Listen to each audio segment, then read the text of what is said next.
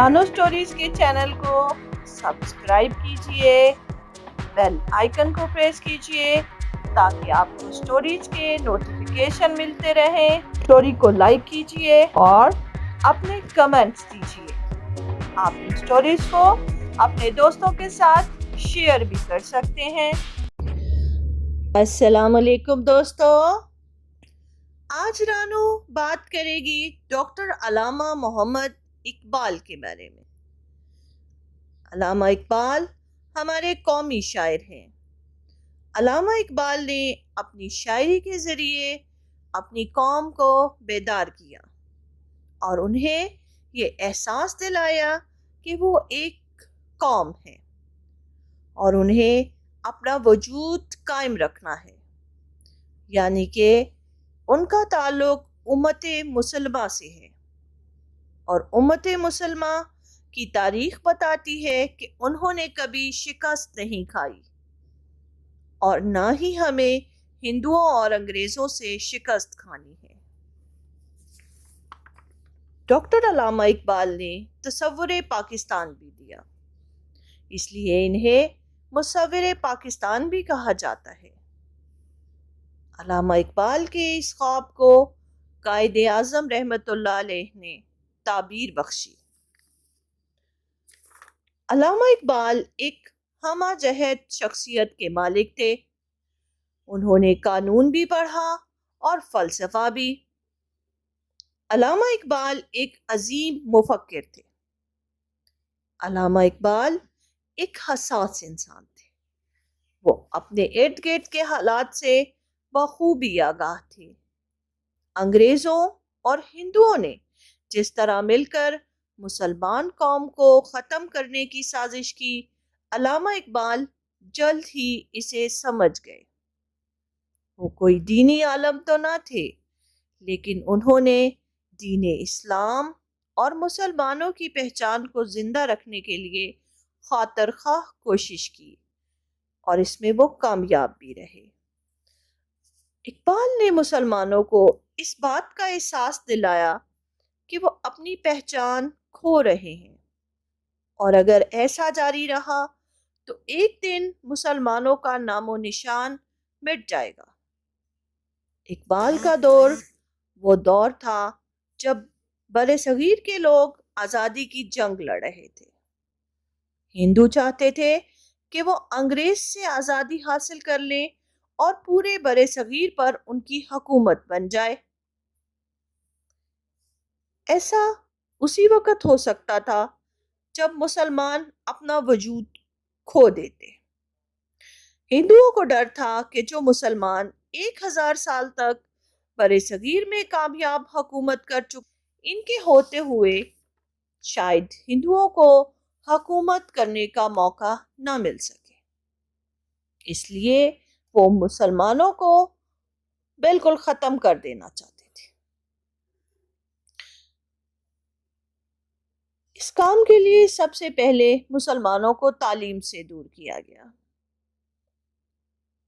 تعلیمی اداروں میں کچھ ایسے انتظامات کیے گئے کہ مسلمانوں نے اپنے بچوں کو اسکول بھیجنا بند کر دیا۔ مسلمان تعلیم سے دور ہو گئے کیونکہ انگریزوں کا تعلیمی نظام ان کی دینی اقدار کے خلاف تھا۔ تعلیم نہ ہونے کی وجہ سے وہ اچھی ملازمتیں بھی حاصل نہ کر پائے اور غربت جیسے مسائل کا سامنا کرنا پڑا۔ مسلمان مایوس ہو چکے تھے، انہیں اپنے مسائل کا حل دکھائی نہ دیتا تھا۔ ان حالات میں بھی بہت سے لوگوں نے ڈٹ کر حالات کا مقابلہ کیا اور اسلامی تعلیمات اور اسلامی اقدار کو زندہ رکھا۔ ڈاکٹر علامہ اقبال ان لوگوں میں سے ایک تھے۔ علامہ اقبال نے نہ صرف مسلمانوں کے سوئے ہوئے جذبات کو بیدار کیا بلکہ انہیں کامیابی کی راہ دکھائی۔ اقبال کو اپنا وطن بہت پیارا تھا، لیکن حالات کو دیکھ کر انہوں نے یہی بہتر سمجھا کہ اسے تقسیم ہونا چاہیے۔ اسی میں مسلمانوں کی نجات تھی، اور 1930 میں الہ آباد کے مقام پر جلسے میں علامہ اقبال نے تصور پاکستان پیش کیا۔ یہی وہ پاکستان تھا جو آگے چل کر واقعی پاکستان بنا۔ اقبال جو مقصد حاصل کرنا چاہتے تھے اس کے لیے عام سوچ کافی نہ تھی، انہیں مرد مجاہد کی ضرورت تھی۔ علامہ اقبال نے اپنی شاعری میں جہاں بہت سی باتیں کی ہیں، بہت سے تصورات پیش کیے ہیں، انہی میں ایک مرد مجاہد کا تصور ہے جو مسلمانوں کو نہ صرف آزادی دلائے بلکہ ان کے وجود کو بھی قائم و دائم رکھے۔ علامہ اقبال نے مسلمانوں کی رہنمائی کے لیے شاعری کو ذریعہ بنایا۔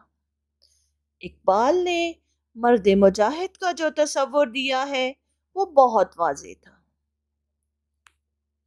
اقبال کہتے ہیں، وہ مرد مجاہد نظر آتا نہیں مجھ کو، وہ مرد مجاہد نظر آتا نہیں مجھ کو، وہ جس کے رگوں پہ میں فقط مستی و کردار۔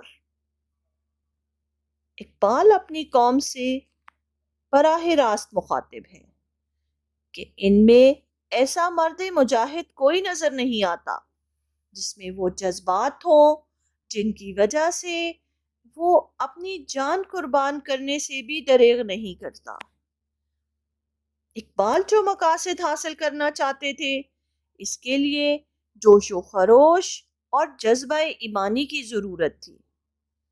مسلمانوں کے لیے ایمان ایسا جذبہ ہے جو اسے اپنے سے کئی گنا بڑے دشمن سے لڑنے کے لیے تیار کر دیتا ہے۔ ایسا مسلمانوں کے ماضی میں کئی بار ہوا۔ غزوہ بدر کی ہی مثال لے لیجئے، چند سو مسلمان ہزاروں کفار سے جنگ کرتے ہیں اور کامیابی حاصل کرتے ہیں۔ کامیابی کی اصل وجہ صرف جذبہ ایمانی تھا۔ اقبال فرماتے ہیں، یا رب دل مسلم کو وہ زندہ تمنا دے، جو قلب کو گرما دے، جو روح کو تڑپا دے۔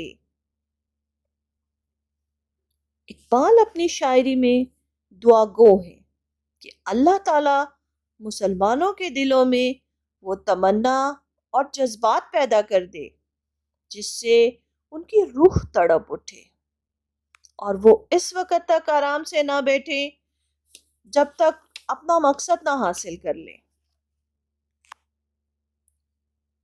اقبال کہتے ہیں، تو شاہی ہے پرواز ہے کام تیرا، تیرے سامنے آسماں اور بھی ہے۔ اقبال مرد مجاہد کو طویل پرواز کا درس دیتے ہیں، یعنی کہ لمبی اڑان۔ ان کا کام آسان نہیں ہے کہ جلد کامیابی حاصل ہو جائے، بلکہ اس کام کے لیے طویل جد و جہد کرنا ہوگی۔ اقبال نے کیا خوب کہا ہے، منزل سے آگے بڑھ،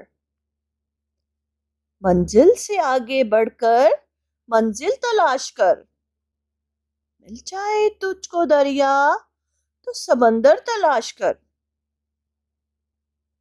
اقبال کہتے ہیں کہ اپنی منزل کو کہیں قریب تلاش نہ کر اور چھوٹی کامیابی پر خوش نہ ہو جانا۔ اگر دریا مل جائے تو سمندر کی تلاش کرو۔ اصل کامیابی جدوجہد مسلسل مانگتی ہے، منزلیں آسانی سے حاصل نہیں ہوا کرتی۔ اقبال نے کیا خوب کہا ہے، نہ تو زمیں کے لیے نہ آسماں کے لیے، جہاں ہے تیرے لیے تو نہیں جہاں کے لیے۔